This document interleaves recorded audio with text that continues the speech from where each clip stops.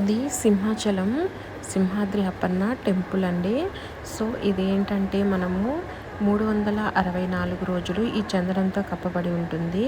ఒక్క రోజు మాత్రమే అక్షయ తృతీయ రోజు మాత్రమే స్వామి నిజరూప దర్శనం అనేది ఇవ్వటం జరుగుతుంది. సో ఇక్కడ మనము నెల్లూరులో నైట్ 11 ఎక్కితే మనము వైజాగ్కి 10:30కి రీచ్ అయ్యామన్నమాట. రీచ్ అయ్యి రైల్వే స్టేషన్ బయటకు వస్తే ఈ విధంగా గేటు ఇది ఉంటుంది కదా, ఈ ఆర్చి దగ్గర నుంచి ఆపోజిట్లో బస్ స్టేషన్ ఉంటుంది.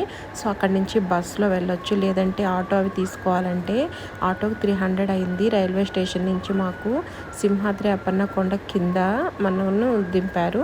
సో అక్కడి నుంచి 15 రూపీస్ దేవాలయ శాఖ బస్సులు ఉంటాయి. సో ఆ బస్సులో మేము 15 రూపీస్ టికెట్ తీసుకొని పైకి వెళ్ళటం జరిగింది.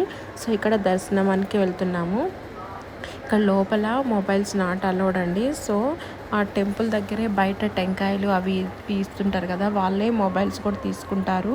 10 రూపీస్ ఛార్జ్ చేస్తారు. సో అక్కడ హ్యాండ్ ఓవర్ చేసేసి లోపల దర్శనానికి అయితే వెళ్ళాల్సి ఉంటుంది. సో ఈ విధంగా ఇదంతా క్యూ లైను. మామూలుగా మేము వెళ్ళినప్పుడు ఫ్రీగా ఉంటుంది. ఇది అక్షయ తృతీయ రోజు మాత్రమే నిజరూప దర్శనం ఉంటుంది కాబట్టి సో ఆ రోజు పోటానుపోట్లుగా జనాలు అనేది చాలా అంటే చాలా ఎక్కువ మంది వస్తారు. ఎందుకంటే సంవత్సరంలో 364 డేస్ స్వామి చందనంతో కప్పబడి ఉంటాడు. ఈ అక్షయ తృతీయ రోజు మాత్రమే స్వామి నిజరూప దర్శనం ఉంటుంది కాబట్టి సో ఆ రోజు ప్రజలందరూ దర్శనానికైతే వస్తారనమాట. అదేవిధంగా స్వామి పుట్టలో ఉంటారు కాబట్టి అందుకని మన చందనంతో కప్పబడి ఉంటే అట్లా ఉన్నట్టన్న ఉంటుందని చందనంతో కప్పబడి ఉంటుందంట. సో అందుకని 120 కేజీల చందనంతో స్వామి అనేది కప్పబడి ఉంటాడు ఇక్కడ.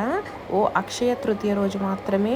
అక్షయ తృతీయ అంటే ఓన్లీ గోల్డ్ తీసుకునేదని చాలామందికి తెలుసు, కానీ ఈ అక్షయ తృతీయ రోజు మాత్రమే స్వామి అనేది నిజరూప దర్శనము అక్షయ తృతీయ చందనోత్సవం సింహాచలంలో చాలా అంటే చాలా అంగరంగ వైభవంగా జరుగుతుంది. సో ఈ స్వామి నిజరూప దర్శనం అనేది మనకు ప్రాప్తి కలిగించాలి అంటే ఆ అక్షయ తృతీయ రోజు మనము స్వామి దర్శనానికి వెళ్ళినప్పుడు మనకు ఆ నిజరూప దర్శనం కలుగుతుంది అన్నమాట. చూడండి, స్వామి నిజరూప దర్శనం ఇదేను. సో ఈ విధంగా చందనంతో అలంకరించి ఉంటుంది. 120 కేజెస్ ఆఫ్ చందనం అనమాట. ఈ చందనోత్సవానికి ఏం చేస్తారంటే ముందు రోజే చిన్న చిన్న బంగారు గుణపాలు వెండి గుణపాలతో స్వామికి చందనం అనేది తీయడం జరుగుతుంది. సో ఆ చందనాన్ని ప్రసాదంగా భక్తులకి ఇవ్వడం జరుగుతుంది. అదేవిధంగా బయట విక్రయించడం కూడా జరుగుతుంది అనమాట. బయట అమ్ముతుంటారు చందనము. సో అది ఎంత పరిమళాభరితంగా ఉంటుందో అంటే అంత బాగుంటుందంట. సో అది దొరికితే స్వామి ప్రసాదము మన జన్మధన్యమేను. సో ఈ విధంగా చందనం స్వీకరణ అంతా జరుగుతూ ఉంటుంది. తర్వాత మళ్ళీ ఇక్కడ గోశాల కూడా ఉంటుందన్నమాట. ఇది గోశాల. సింహాచలంలో మనం దర్శనం చేసుకొని బయటకు వచ్చేస్తున్నప్పుడు ఇక్కడ గోశాల ఉంటుంది. ఇక్కడ నుంచి కొంచెం కిందకి వెళ్ళామంటే మనకు అన్నదానం కూడా జరుగుతుంది.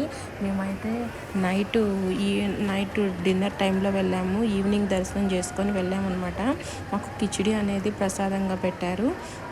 అదేవిధంగా మన ఈ దక్షిణ భారతదేశంలో తిరుపతి తర్వాత రెండోది ఈ సింహాద్రి అప్పన్న దేవాలయము ఆదాయంలో 2వ స్థానంలో ఉందన్నమాట. సో అదేవిధంగా మనం వైజాగ్ వెళ్తే ఇంకొక టెంపుల్ చూడాల్సిన టెంపుల్ ఏంటంటే కనక మహాలక్ష్మి అమ్మవారి టెంపుల్.